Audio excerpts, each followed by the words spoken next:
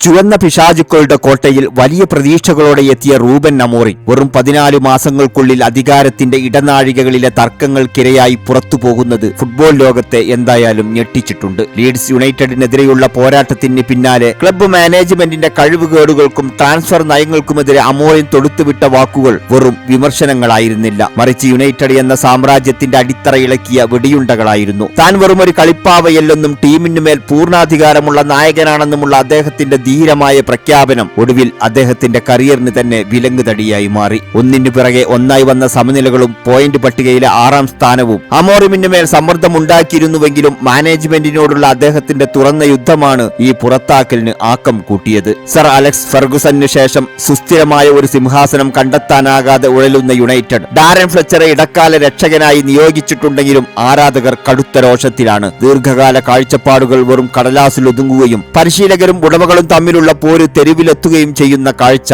യുണൈറ്റഡിന്റെ പ്രതാപകാലം ഇനി എന്നെങ്കിലും തിരിച്ചുവരുമോ എന്ന ചോദ്യമാണ് ഉയർത്തിക്കൊണ്ടിരിക്കുന്നത്.